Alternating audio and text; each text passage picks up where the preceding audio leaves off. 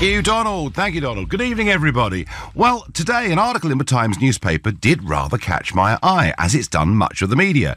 Written by Justine Greening, the former Education Secretary, and she describes a situation in which politics, Parliament, is deadlocked, and she says she's trying to find another solution.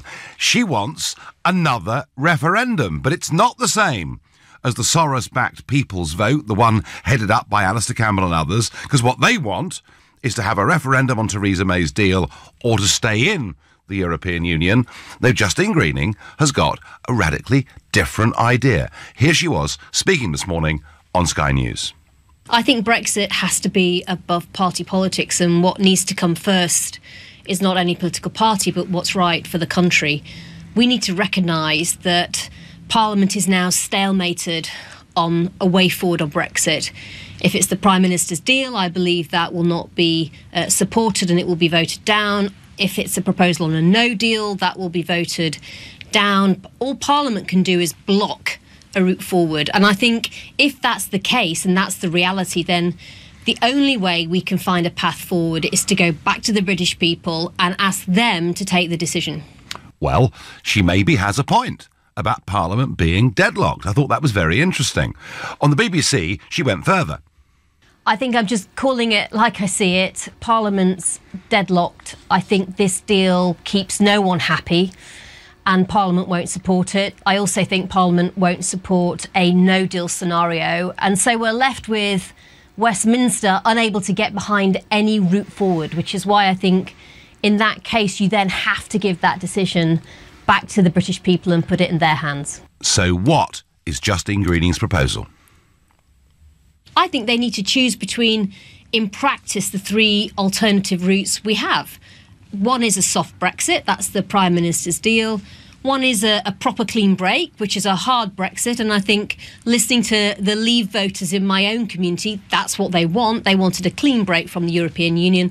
Or, of course, the third route is that we could stay in the European Union. I'm saying those are the three paths forward for our country in practice. People should be allowed to choose between them. And the way they should do that is to have two votes. They can vote for their first choice, and then they can vote for the option going forward that if they don't get the first choice is the next best one for them. Well, it's all well and good. Trouble is, Justine, we had that referendum back in 2016. We made our decision. We voted to take back our independence. And the reason we're in this mess, the reason Parliament's deadlocked, is because Parliament has not caught up with where the people of this country are. Over 400 constituencies that voted Leave, only 150 MPs that support the Leave campaign. So there is a very, very big problem there. And who's to say, Justine, that if we have a second referendum and we vote to leave again, who's to say Parliament will listen the next time round? That is part of the problem I have with it. But I do think she's right with her analysis that Parliament is deadlocked, and it may come down to the people having their say again. But I wonder, does it need to be a second referendum, or could it be another general election?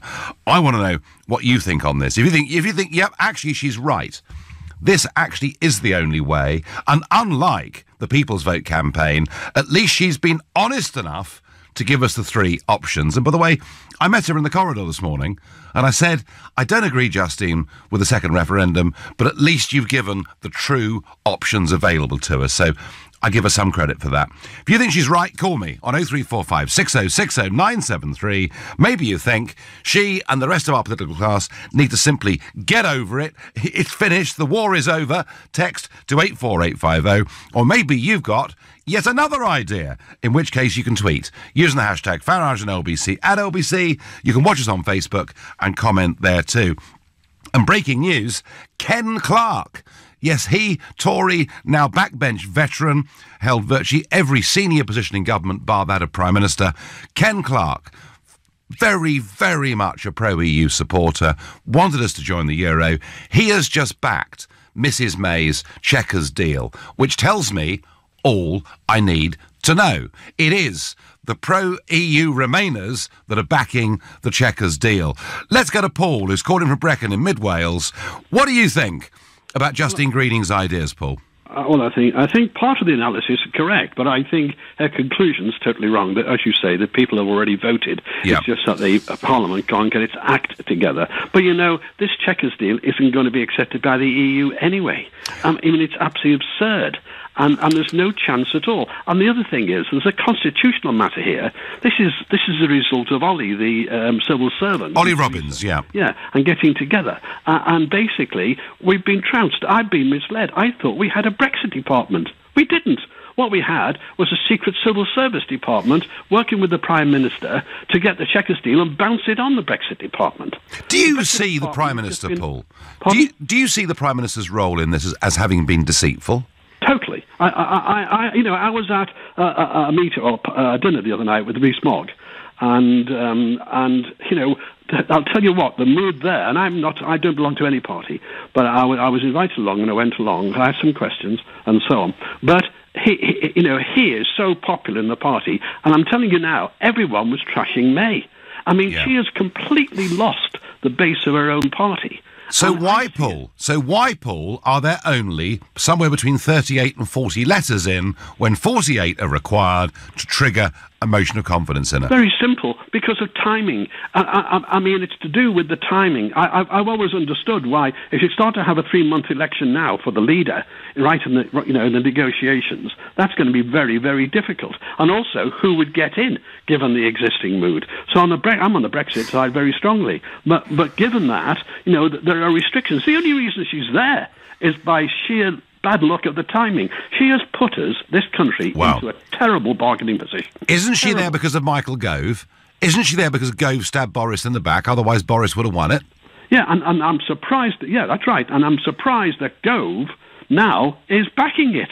And I know, I can't believe that. I tell you what, Paul, I've got more on Michael Gove in the course of this next hour, where he recants on even campaigning on immigration during the referendum. It is quite unbelievable. Oh, yes. Wait for it, Paul. 7:30. I'll tell you all about it. Thanks for your call. Now, Neil in Leigh-on-Sea raises a very important question. He says, I'm hearing that those in favour of a second referendum now want 3 choices on the ballot paper: accept the deal, no deal, or remain. This is a clever way to keep us in the EU, because leavers will be split between options 1 and 2, meaning remainers would only need around about 40% to win. Neil, the detail of this is, as Greening sees it, we have those 3 choices, but we have a first vote and we have a second vote. We have a second preference vote, so that one of them will be over 50%. One of them will win. So I'm not actually certain in a referendum like this that Remain would win. In fact, I think some form of leaving probably would win, but who's to say? So, there is a second preference vote under the Greening proposal. Andrew is calling from Lincoln. Good evening, Andrew. Good evening, Nigel. So, good to speak to you. Are you excited about a second referendum, Andrew? I'm absolutely incandescent about it, Nigel, to be quite truthful. Right. We had a referendum. We were told exactly what we were voting for. We knew what we were voting for. And we gave May a mandate to implement what we voted for. It isn't hard, soft. It's exactly what we voted for with our red lines. So who's let you down, Andrew? Is it Mrs May that's let you down above all? Sorry, I missed that. So is it Mrs May that's let you down? It's Mrs May and the Remainers. They refuse to accept what we voted for. They're talking about hard and soft Brexits. Yeah. There's only one Brexit. We gave the Conservative Party and all the MPs our red lines, and they're just that. They're red lines. They are not to be broken, interfered with, or messed about with. That is what we say. The decision was given to us because the MPs couldn't make a decision, and we made that decision, and it was exactly what we wanted, and we know. We don't need another referendum. It was all decided in that first referendum. The only problem, and the only messing about, is because of 2 reasons. The Remainer MPs make the government look weak, and hinders our bargaining positions, and the fact that the EU will not give us what we want. How much they negotiate, they will not give us it, because it opens the do for all the other countries. No, Andrew, I understand. We should leave with WTO terms and pay nothing. I understand. Well, it would be this deal to what we voted for. It'd be great fun, Andrew, to get you and Justine Greening together. Unfortunately, we can't broker that, but thank you. Nigel, yes, we should have one final referendum. Brexit voters only to decide deal or no deal. Well, that's a non-starter. Justine Greening is being anti-democratic just because certain politicians are hypocrites and go against their words. The people have spoken, says Chris in Manchester. Well, fine, Chris. The people have spoken, but she does make a fair point that Parliament is deadlocked. We are going to have to find somehow a way out of this. And I can see what's going to happen here. You know, there is no basic agreement on the Chequers deal. And when we do go back with something to Monsieur Barnier, he will play for time. We are facing a crisis in September as voices will start to say it's impossible to meet the deadline of October to get a proper deal. We have a major, major problem. On Twitter, the people have already decided. No need to decide twice on the same issue.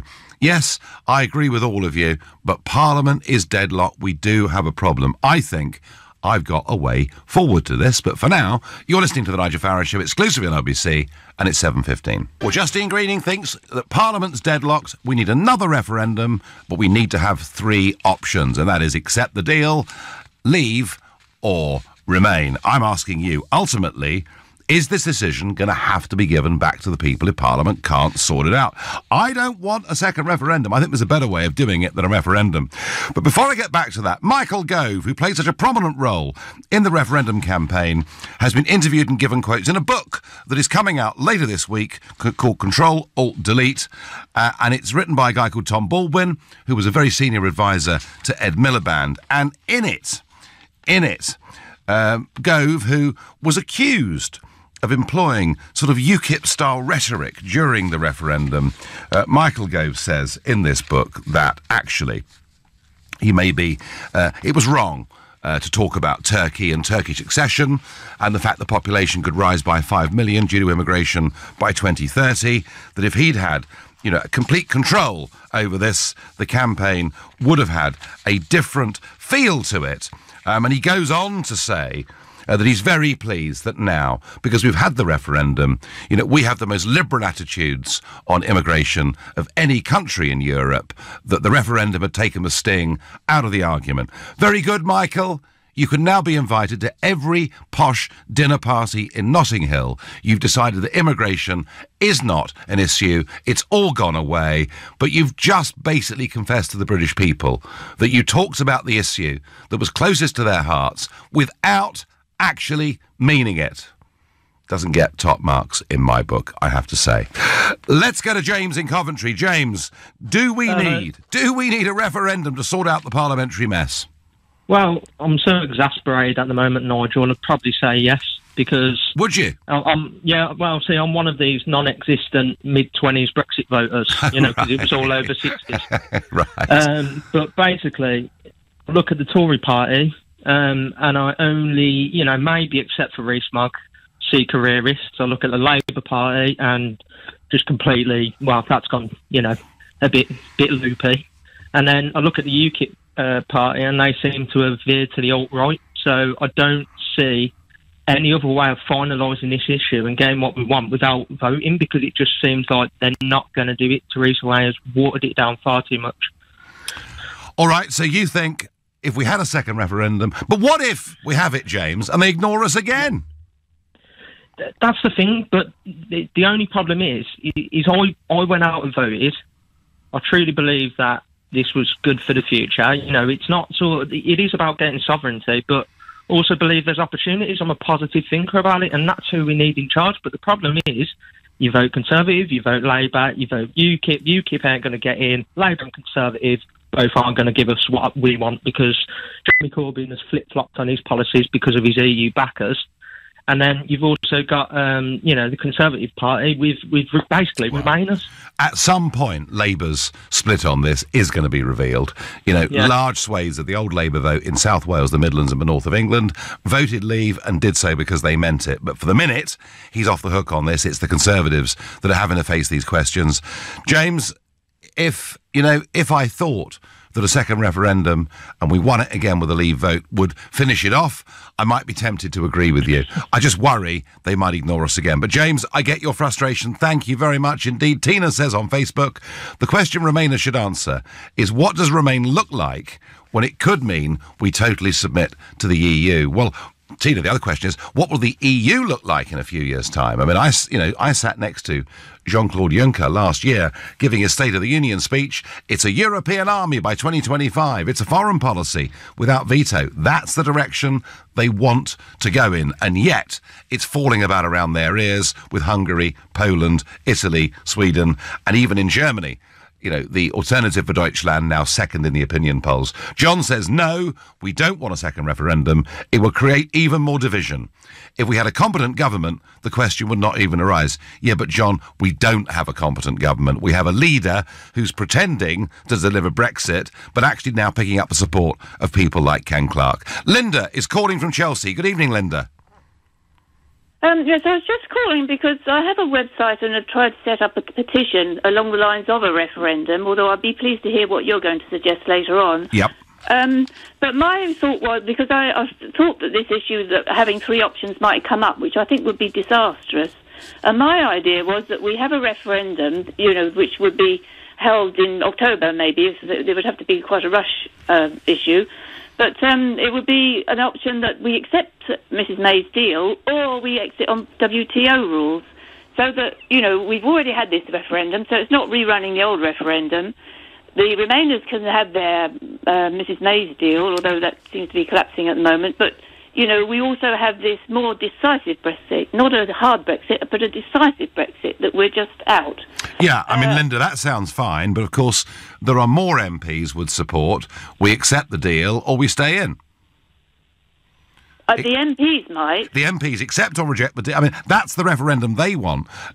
So I understand what you're... You know, is that maybe there is some way, if we kept pushing it, that it was on those, because everybody's saying, oh, the people have made their decision, which we have. So they would still be, you know, and everybody wants to say they're honouring the referendum result, and this gives them away. They're still honouring it. We're not going over the old issue. Yep. I don't think this Remain deal would work. And Logic, Linda says you're right. We voted to leave, we're leaving, but the public get a final say on exactly the terms upon which we leave. Logic says you're right, Linda, but I'm not sure Parliament is ever going to give you that choice. Thank you, though. It's an entirely sensible suggestion, and it would be consistent, of course, with the manifestos of both parties at that last general election. Mike is calling from Hemel Hempstead. Good evening, Mike. Good evening, Nigel. Good evening, Nigel. How's yourself, right? Yeah, fine. I mean, frustrated, but fine. Yeah, frustrated not the word. Frustrated not the word. I hold in a lot with what the last lady said. Yep. Now, the wild card here is Jeremy Corbyn. Now, Labour can sing and dance and bounce along the fence as long as it wants, but ultimately, Jeremy Corbyn wants to launch a renationalisation programme. He simply cannot do it if we remain anything part of the EU. We have to break away from the EU for him to do that. Yep. So Labour, under him, would have to support a clean Brexit. Now, that's the thing that's in our favour. Not that I'm wanting a Labour government, but sometimes you have to sleep with the devil to get what you want. Yeah, but the trouble is, you know, Jeremy Corbyn himself may support Brexit, but his parliamentary party don't. No, but then there's enough on the left that will support him and drive it home. I mean, the middle and the centre and right wing of the Labour Party are rapidly losing ground to momentum, which is in some ways worrying, but from a Brexit point of view, it could be comforting. Well, yeah, but you see, the thing is, momentum and not the old Bennite left. The old Bennite left. Oh, no. The old Bennite left. Whatever my disagreements may have been on economics or trade union laws, the old Bennite left were fiercely patriotic. I mean, the late Bob Crow, bless him. You know, Bob and I did lots of programmes together, debates together, and when it came to the EU, immigration, defence, and a whole load of issues, we got on like a house on fire. I don't see that with momentum. I see momentum as being more sort of Trotskyist and wanting to basically use the European Union as a model for global government. Absolutely, they're a nasty bunch of swine. You don't want that. I'm sure there's some lovely people in momentum as well, Mike.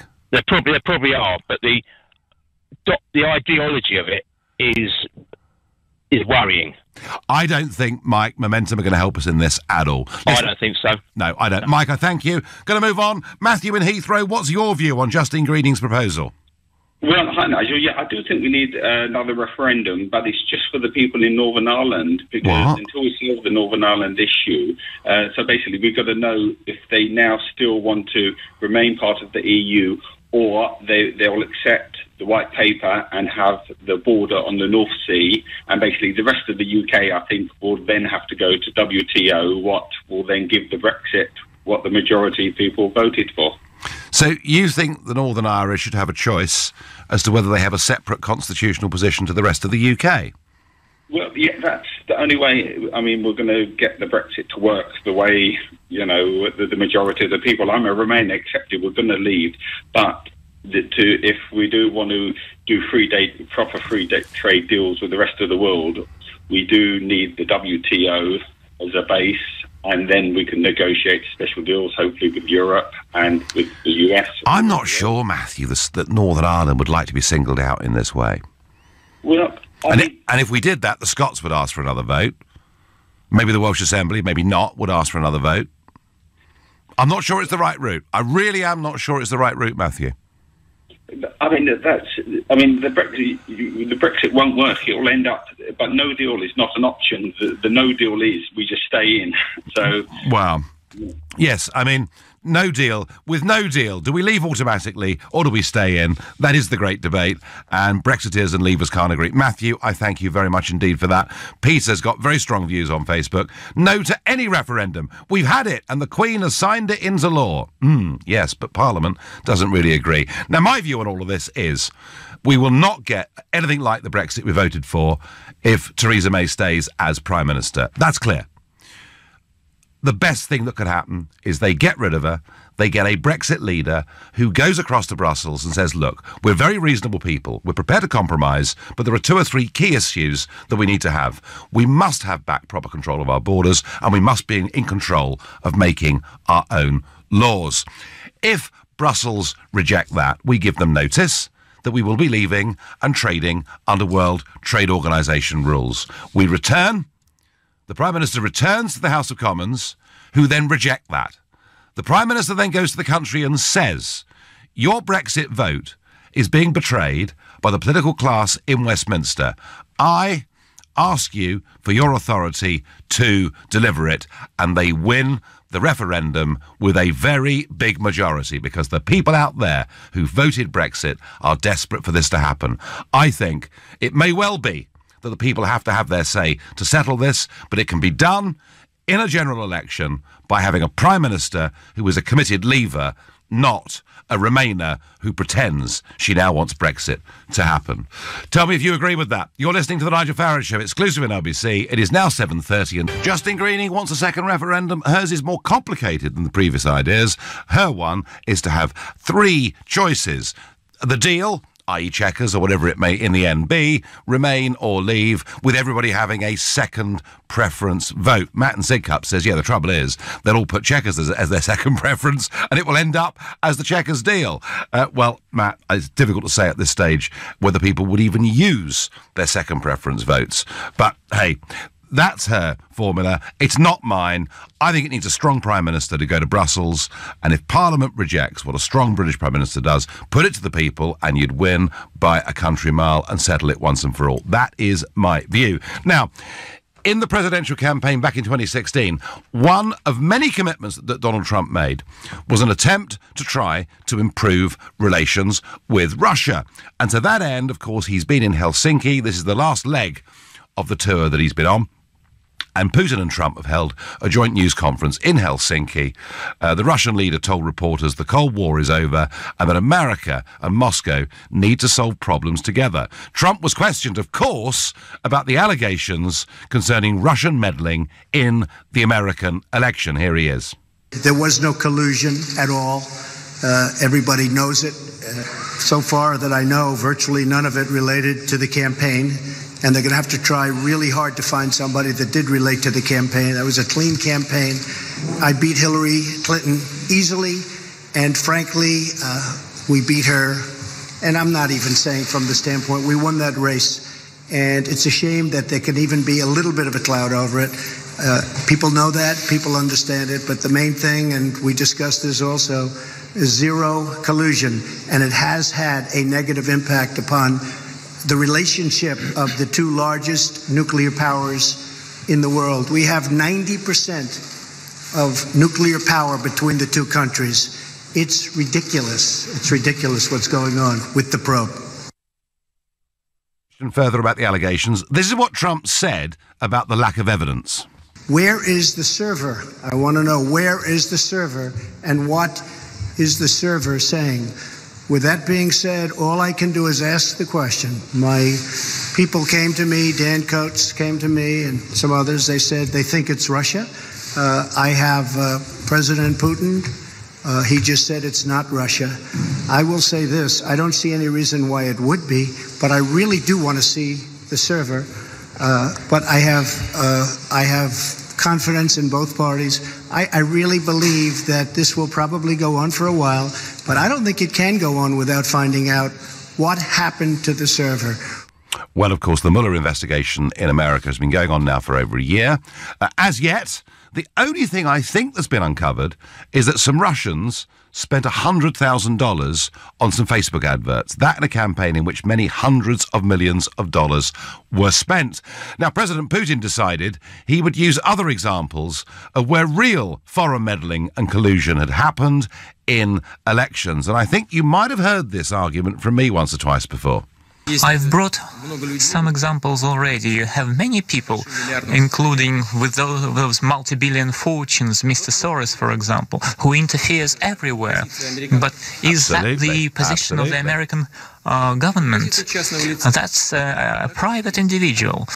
Now, no doubt, because President Putin has talked about Soros in much the same terms that I have, no doubt we will hear from Carol Cadwalladr in The Guardian that I'm even deeper in the pockets of the Russians. But it is a fact. Whilst everybody is scrabbling around trying to prove a conspiracy theory that the Russians interfered in Brexit or the election of President Donald Trump, meanwhile, George Soros' Open Society has already spent $15 billion pushing its aims, including significant funding for the campaign in this country to have a second referendum. By the way, Mr. Soros is not funding, to my knowledge, Justine Greening's campaign, but he is funding the other one. So there we are. And Trump is being condemned by his opponents. One or two have said it's treasonous that he's criticised his own intelligence agencies and the Mueller investigation and not the Russians. This one was always going to be tough for Trump. If at the end of the meeting he appeared to be getting on with President Putin, they were always going to say, that's proof of meddling and collusion. And interestingly, when Putin was asked whether he wanted Trump to win the election, he said, yes, I did, because I thought we'd have a more constructive relationship. And I just would say this, folks, surely isn't the ultimate sanity test, do you want these two great nuclear powers to get on or not? I think I know what my answer to that is. Graham is calling from Thamesmead, and he's going to tell me whether Justine Greening has got it right or wrong. My answer to you, Nigel, is there is a fourth solution. Right, I'm all ears. Right, and the fourth solution is the Queen of England doing exactly what she did in 1975 when she sent a message to the Governor-General in Australia and shut down the Parliament. Dismissed the Parliament and said, basically, you are corrupt, end of, we're finishing this, let's have new elections. And that is what they did in 1975. It was called the Great Dismissal. Yeah, I remember that, absolutely. And some in Australia still use that when they're arguing for Australia to become a republic. Graham, let's say the Queen had the power to do this and did this, right? Well, she does have, okay. But carry on. I'm not fighting you. Okay, let's say she does this, right? And we have fresh elections. And, Mrs. May says, vote for me. I will give you back control of your borders, laws and money. And we don't believe her. And we finish up with another hung parliament. What would that have achieved? My answer to you, Nigel, is very simple. We need something called a constitutional audit. We've gone so far away from the Constitution in this country, and that's why I love President Trump so much. He's taking back America to the roots, to the conservative roots of that country, which is the rule of law. And this country and America has moved away from the rule of law. It's become corrupt. Politics is corrupt.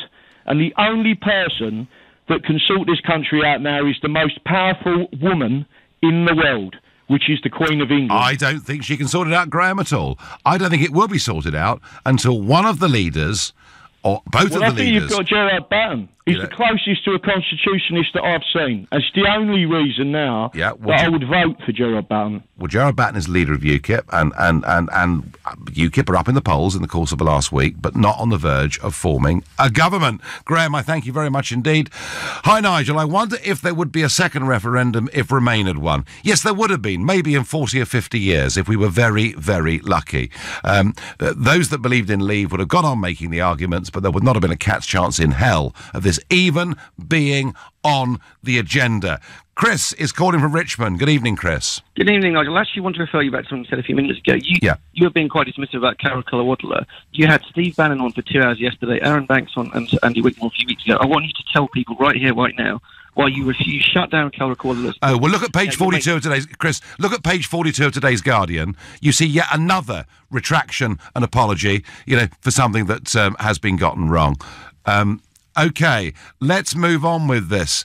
Putting a second preference vote won't help. Leave and Remain are both going to put Chequers... Several of you are saying this. Several of you are saying that, in fact, through this formula, the Chequers deal would win. But it wouldn't necessarily. The fact you've got a second preference, they couldn't make you use it. So one of those options could emerge as top, even if it was considerably below 50%. Dan is calling from Dorset. Hi, Dan. Hey, Nigel, how are you? I am well. So... how are we going to solve this mess? Well, I'm a Remainer. I voted Remain in the last referendum. Yep. But if I was Nigel Farage, I'd be pumped about this. I don't think you can lose, mate. Right. The Chequers thing, it was really just designed to legitimise the idea of a second referendum. I think it doesn't please anybody. It could exist in real life, but it's not got a lot going for it apart from that. So you're left with the two other options. Leave on a no deal, which obviously would please you, or Remain, which gives UKIP a very large and very angry constituency to pitch at, and could quite feasibly catapult Mr. Farage into number 10. Well, that's possible, Dan. I mean, if the Leave vote was reversed in a second referendum, but not by a huge margin, and we didn't leave the European Union, yes, there would be the possibility for UKIP to be an enormous political party. But Dan, I think you may just misunderstand my motives. My motives in politics were never about rank or position. My motives in politics were to change the country and to get us back to being an independent, self-governing nation. So, Dan, I do get your point. And indeed, one of the reasons that Michael Gove and Vote Leave did not want me as part of their campaign is they thought they were going to lose the referendum. And they thought the higher profile Nigel is, if we have a narrow loss, could give him huge electoral advantage for UKIP in the years to come. So they did their best to shut me out. They didn't succeed, Dan. So, Dan, do you get my point? I'm in this not for a career. I'm not in this for position. I genuinely believe in leaving. Well, no, that's fine. I don't doubt you for a second, mate. I'm fairly sure you're the real deal on that front. I would just say that I think there's one other boon to a second referendum in that it legitimises the first one. And that's the thing that's really coming to But what stops us going then for a third referendum, Dan? Well, what I'm saying is at the moment there's a growing stack of evidence that the first one wasn't entirely the full ticket in terms of its legitimacy. Oh, that's just not true. That is just... I mean, I do agree with one thing, Dan. You're right in one degree in that it's been admitted that all the different Remain campaigns had conference calls every morning. That actually was against electoral law. They may have overspent by 7 million. I do accept that point. But all the accusations, against the Leave groups, a little fine here, a little fine there, none of it really adds up, Dan. I'm happy to wait. These things take time. We've got till the end of March. You sound very relaxed. You sound very relaxed, Dan. I've got to tell you, a lot of the callers are incandescent with rage. It must be because you live in that beautiful county of Dorset. Dan, thank you for your call. You're listening to the Nigel Farage Show, exclusive in LBC. It's 7:46. Well, Dan in Dorset's got people thinking. Shazwell in on Facebook says yes. maybe the Chequers deal was a red herring for a second referendum. Others take a different view. If the Greening proposal is to be considered, only two options should be on the ballot paper. Hard Brexit or soft Brexit, as the third option is irrelevant since we already voted for Brexit. Yes, we did, but Parliament won't accept it, and that is the problem, and that gap between the people and the politicians that led to the Brexit vote is still there today. In fact, it may be even wider because there's been a hell of a lot of passion since the Chequers sellout. Anthony is calling from Staines. Good evening, Anthony. Good evening, Nigel. I've got just little minor points I can make for my main point, if you don't mind. Go on. One is that this mythological next Prime Minister you keep on about doesn't exist, because whoever it is going to be torn apart by those hyenas and piranhas in the Tory party. They won't survive. They'll be torn apart. They'll be sacrificed on the altar of the EU. Well, if May goes, someone wins, Anthony. Yes, but it won't be much of a prize, will it? Because if it is Mogg or it is Boris, they're not. It's going to be a bit like Icarus going up to fly up to the sky, and his wings are going to melt and crash to the ground. Because the majority of that Tory party is Remain. Majority of Parliament is Remain. And that's my little first point. OK, go on. My second point, before I get to the main one, sorry to be a bit greedy, is Boris, I think, has to come back in. Because he got us there, because Boris, everyone was waiting to see what Boris would do. Yep. The world practically stopped. He has a responsibility to see this thing through in some role in government, if perhaps as a minister without portfolio. He really has to clear up the mess. Not as Prime Minister, but being there, right in there. Well, he's just resigned from the government because he can't live with the Chequers sellout. He wrote a piece in the Daily Telegraph this morning, which I sort of hoped he would use to say, right, I intend now to run for leader. He hasn't done so. So, apart from being leader, Anthony, it's tough to see what exactly he can do now, isn't it? Well, I think he's got to get in there. If not Mogg, she's got to make concessions on either side, bring them in. But if I could get to my main point, if you don't mind. Well, it has to be very quick, Anthony. I've got loads of calls, but go on. Yes. No to Greening's idea of a referendum, because that is just a shill for Remain. That's her cunning plan. Yep. No to that. But yes to a referendum on what I call the Swiss option, on EFTA Light, which gives us access to the single market, which keeps us out of the customs union, and gives us quite a good set of ready-made trade deals. And would Brussels agree to that? I don't think they've got any choice, because they want us in. They want the dosh. I think in the end, Brussels is going to cave in. Really, we should be calling the shots. Well, we should be, and we've got some great cards to play. We're not playing them. Anthony favours EFTA. Thank you. Robin is calling from Whitehaven. Good evening, Robin. Good evening, Nigel. So, is she right? Is Greening right? Because I think she is, when she talks about the potential for a deadlock Parliament. Well, I think we've got a deadlock Conservative Party at the minute, and that's where 99% of the problems come from. The Tories have been fighting this fight for the last 40 years, and every now and then it rears its head, and this is what we have. Now, I've got a suggestion which would unite the country, and it would get rid of those MPs out of Parliament who don't want to follow the will of the people. It would unite Labour Party, it would unite the Conservative Party in their own respective parties, that is. You're not a magician in your spare time, Robin, are you? No. I'm waiting for this. All they have to do is Theresa May call a general election, and then each member of Parliament can go back to their own constituency and say, vote for me on whatever proposals our MP has got. And if the constituents aren't happy with the MP's proposals, if the constituency was a big Leave voter, obviously that MP who's not following the will of the constituency will be out. But the trouble is, Robin, people vote on party lines, not for candidates anymore. That's the difficulty. I mean, most people, Robin, don't even know the name of their MP. But the thing is then, Nigel, is each party will have to make it very, very clear what they're going to do. Right. Well, I tell you what, Robin. I tell you what. I've got a better idea. Right? I've got a better idea. Maybe we do need a general election. Maybe we do need the people to sort it out. What about they say in Parliament one day, right, all those that support Leave sit on that side of the House, and all those that support Remain sit on that side of the House. Please form new political parties, fight an election, and then someone might win, Robin, and we know where we were. Well, you know something, Nigel? It wouldn't, at the minute, it wouldn't put it past me. I was joking. I was joking, but I do think that if May presses ahead with this Chequers plan and gets anywhere with it, I do think the potential for the Tory party to split is there and is much more real than it's been at any point in my lifetime. Robin, thank you.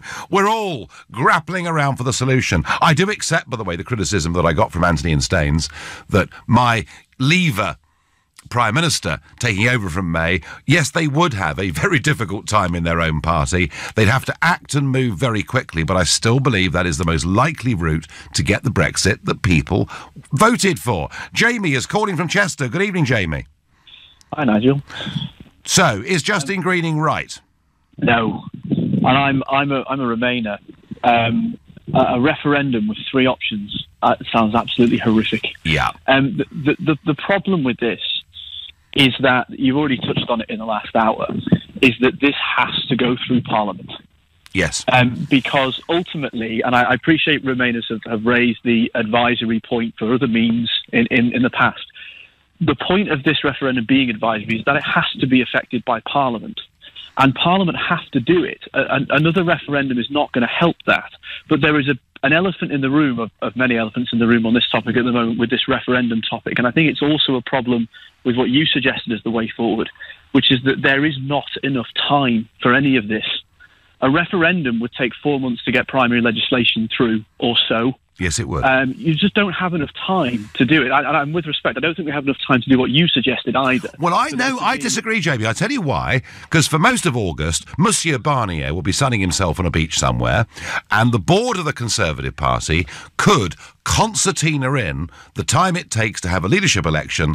They could get this done and dusted within the month of August. Now, I do accept time would be tight, but I think it's possible. But then whoever is the new leader would have to go on and do more negotiation. They'd have to prep themselves on that. They'd have to have their team in place to do that and do it effectively to the point where they could... Well, I appreciate you say that whatever they get will not be accepted. I understand that. But they would still have to do it properly. The reality is, I do think it has to go through Parliament. I don't quite see the route to doing that, because I think May has made such a horrific hash of parliamentary process more than anything else at this point. But really, at this point, I don't see any other option other than Article 50 being extended. And I know you hate to hear that. I know you hate. It's near the end of the show. I need a drink badly. I mean, the thought of Article 50 being extended and the agony going on for years, Jamie. I mean, we can't live with this, can we?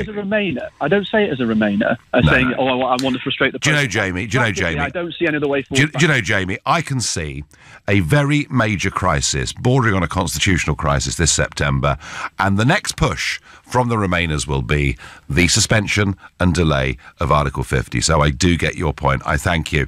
Matthew from Chiswick, you've got 30 seconds. Nigel, so I'm a Remainer. Yep. And but actually, I'm in full support right now of a no-deal Brexit, because the biggest threat to our country right now, in my opinion, is not a soft Brexit or anything else. It's the division that exists in this country at the moment. Okay, and it needs solving, and we need to move on. Matthew, I thank you. Time has run out. I let Matthew on because he said he's pulled his car over on the A4. We thought we'd do the nice thing to him. I tell you what, this one's not going to go away. A 3-option referendum is not the solution. I'm not even sure the Electoral Commission will allow it. You've been listening to the Nigel Farage Show here on LBC. I'm back tomorrow night at 7. At 10 tonight, it's Ian Collins, but up next, it's Clive Bull. Nigel, thank you.